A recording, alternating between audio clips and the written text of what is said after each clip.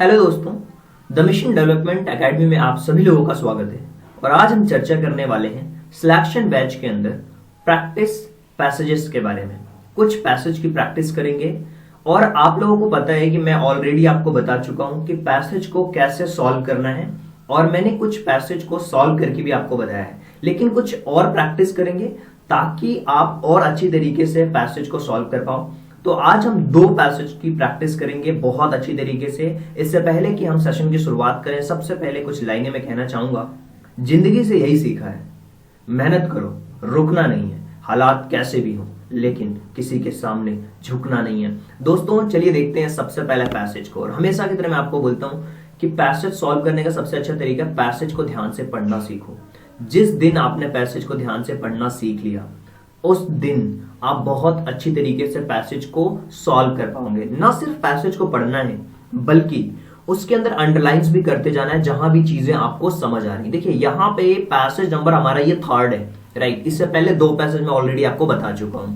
Having taken leave of his father at the last, the young man, एक young man की कहानी है, set of the long journey into the foreign lands, right. When luck doesn't favour, an artist goes to a place where his name is not known। एक artist ऐसी जगह पे जाता है जहां पे उस जगह के बारे में उसको पता नहीं होता है। He said to himself, उसने अपने आप से कहा, and turned in the directions which led knew not where, कि कहां जाता है ये।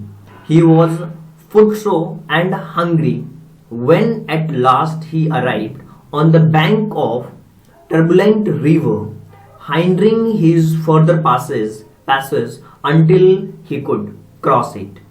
Epsing the boat and nearly ferry went there.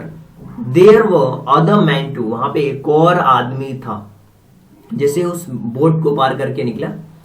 Each with his fare ready to his land, but the young man had not even broken cowrie on him. Pay the fare, only then step into the boat. जो नाव थी उसके लिए वो fair पे करना चाह रहा था, जो भी उसका किराया, फेयर का मतलब होता है किराया, right. The boatman told him, boatman ने उससे कहा, the young man was at his wits end and other people begin to smile, foolishness to going about without any money on him. चारों तरफ लोग उसको हंस रहे थे उसके ऊपर, और गोइंग अबाउट किस लिए, क्योंकि बिना किसी मनी के वो उसके ऊपर था, बिना किसी पैसे के वो उसके ऊपर था। देखिए जो यंग मैन था वो कहां जा रहा था। देखिए अगर मान लीजिए जिस पैसेज को आपको एक बार में समझ नहीं आ रहा, राइट, तो आप एक बार और पढ़िए। एक बार और जब आप पढ़ेंगे तो चीजें आपको समझ आ रही होगी पहली बार में पढ़ने में कि एक बोट वाला, एक नाविक है, एक यंग मैन है जो कहीं जा रहा है एक जगह से दूसरी जगह पे जहां पे उस जर्नी के बारे में कोई पता नहीं है, और वो उसके साथ कुछ घटना घट रही। तो इससे रिलेटेड कुछ क्वेश्चन अब आपसे पूछे जाएंगे, जैसे the young man was going, वो इंसान कहां जा रहा था। देखिए अगर उस इंसान की बात करें ना तो वो इंसान जा कहां रहा था, सबसे पहला क्वेश्चन ये है। तो वो इंसान कहां जा रहा था, होम जा रहा था, to the market, a long journey, या फिर foreign, abroad and further studies. तो आप कह सकते हो कि on the long journey into foreign, वो फॉरेन की तरफ जा रहा था। ये इसका करेक्ट ऑप्शन। जैसे आप पैसेज को पढ़ते हैं चीजें ऑटोमेटिकली आपको क्लियर होती जाती है। When he came to the river bank he was, जब वो रिवर नदी के किनारे पे आया तो क्या, फुटसोर एंड हंग्री, वो भूखा भी था और फुटसोर उसने देखा। He was very depressed, नहीं था, जॉयल मूड में नहीं था। ये इसमें से कोई सा भी ऑप्शंस नहीं है। तो ऑप्शन नंबर जो फर्स्ट है सेकंड वाले क्वेश्चन का, वो करेक्ट आंसर है। इसी तरीके से यहां लिखा हुआ है the other people had in their hands, जो दूसरे लोग हैं जो उनके हाथ हैं वो कहां थे, on the fare of his hand, on the luggage on his hand, and placard on his hand, and cowries on their hands। उनके हाथ में cowries थी क्या, तो यहाँ पे जो करेक्ट ऑप्शन है that is the fare in their hand, जो किराया था उनके हाथों में था, उसके पास वो नहीं था, राइट। इसी तरीके से हम आगे बढ़ते हैं। यहाँ लिखा हुआ choose the opposite word of foreign. Foreign का अपोजिट क्या होगा, फॉरेन का मतलब होता है बाहरी, विदेशी, और स्वदेशी का मतलब क्या होता है, लोकल, राइट, लोकल होता है। तो ऑप्शन नंबर 4 के अंदर जो हमारा बी वाला है ना, local, is the correct answer. इसी तरीके से फुलिशनेस का मतलब होता है मूर्खतापूर्ण, और इसी तरीके से आप कह सकते हो कि चूज द सेम वर्ड, इसका क्या होगा, तो इसका सेम वर्ड होगा फुली। फुली का मतलब मूर्ख, राइट। तो ये हमने सॉल्व कर दिए हैं अपने पैसेज। सबसे पहले पैसेज को ध्यान से पढ़ना है, आपको चीजें समझ आने लगेंगी ये पैसेज किस चीज के ऊपर बेस्ड है, तो अच्छी तरीके से हम पैसेजेस को सॉल्व कर पाते हो। चलिए आगे चलते हैं, चीजों को समझने की कोशिश करते हैं कि क्या दिया हुआ। चलिए एक और पैसेज हम सॉल्व करेंगे, इससे क्या होगा ना कि चीजें और अच्छी तरीके से क्लियर होती जाएंगी आपके माइंड के अंदर। जैसे ही चीजें और क्लियर होंगी आप और अच्छी तरीके से समझ पाओगे कि क्या चीजें कैसे काम कर रही हैं, तो हमें और बेटर वे में समझ में भी आता है, राइट। अब देखिए यहां पे पैसेज नंबर 4 की अगर हम बात करें तो यहां पे लिखा है अबाउट 350 ईयर्स है वो मतलब पहले 350 साल पहले के बाद इंडिया में एक एम्परर था शाहजहां, और ही वह ब्यूटीफुल इंटेलिजेंट वाइफ, उसकी एक शाहजहां जो थी उसकी एक इंटेलिजेंट वाइफ थी, हु लव्ड वेरी मच, जो उसे बहुत प्यार करती थी। Her name Mumtaz Mahal, her name उसका मुमताज महल नाम था, शॉर्टेंड नाम ऑफ ताज महल, राइट। उसका ताज महल उसके नाम पे बना था, प्राइड ऑफ द प्लेस इसको कहा जाता है। 1630 के अंदर beloved wife emperor died. The emperor decided to love for his wife to build her most beautiful tomb that had ever been seen.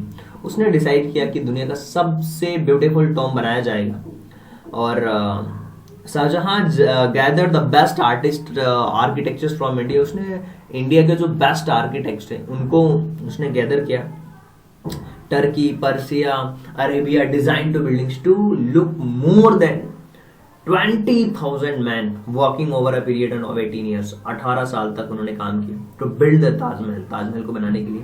Perhaps the most beautiful building in India, शायद ये India की सबसे beautiful building है, right. तो ये तो हमने पढ़ लिया, पैसेज के बारे में समझ लिया, लेकिन क्या आप इस पैसेज के करेक्ट आंसर्स को दे पाएंगे? तो चलिए हम देखते हैं कि इस पैसेज का जो करेक्ट आंसर है वो क्या होने वाला है, राइट। यहां पे लिखा हुआ है ताजमहल वॉज बिल्ट, किसके द्वारा बनाया गया था? तो that is to let the world was built out of the love of Mumtaz Mahal because Mumtaz Mahal was intelligent, या to let world know Mumtaz Mahal was beautiful, to protect Mumtaz Mahal from his enemies. तो यहां पर जो सबसे सटीक आंसर है पैसेज नंबर 4 का कि out of love for Mumtaz Mahal, उसके प्यार की निशानी के लिए वो बनाया गया था।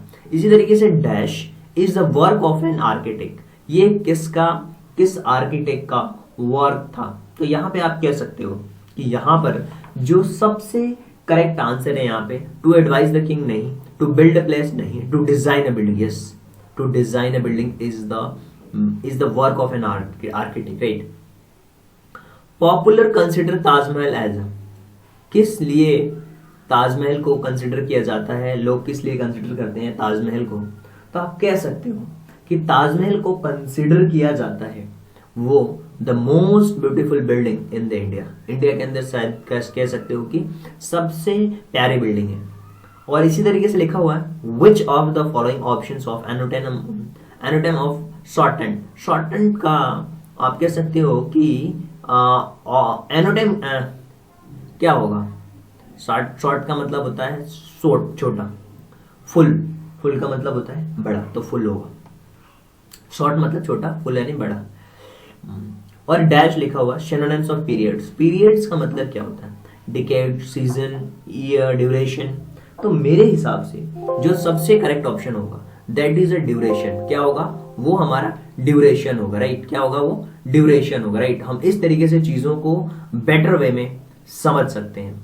आई होप कि ये जो हमने पैसेज डिस्कस करे हैं, 2 पैसेज जो हमने डिस्कस करे हैं, वो आप सभी लोगों को बहुत अच्छी तरीके से समझ आए होंगे। अगर आपको फिर भी लगता है कि कोई डाउट है या किसी भी तरीके से कोई भी अगर समस्या नजर आती है तो आप कमेंट बॉक्स में हमसे क्वेश्चन पूछ सकते हैं, राइट। अगर आपको फिर भी लगता है कि नहीं कोई डाउट है या किसी भी तरीके की कोई भी समस्या नजर आती है तो आप कमेंट बॉक्स में हमसे क्वेश्चन पूछ सकते हैं, राइट।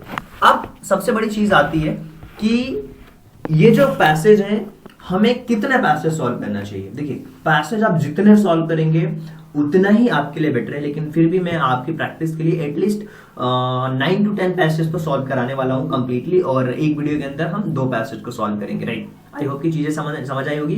अगर आपको फिर भी लगता है कि नहीं कोई डाउट है या किसी भी तरह की कोई भी समस्या है तो आप इस नंबर पे हमसे कांटेक्ट कर सकते हैं। इसके अलावा हमारा बैच को भी ज्वाइन कर सकते हैं, आपको लिखना है ज्वाइन, और सिलेक्शन बैच आप लिख सकते हैं। और सिलेक्शन लिखा, जो भी आपका नाम है आपने अपना नाम लिखा, जिस भी सिटी से आप बिलोंग करते हैं उस सिटी का नाम लिख करके आपको व्हाट्सएप करना है इस नंबर पे। So thank you so much and thanks for giving your precious time at last. God bless you, thank you so much.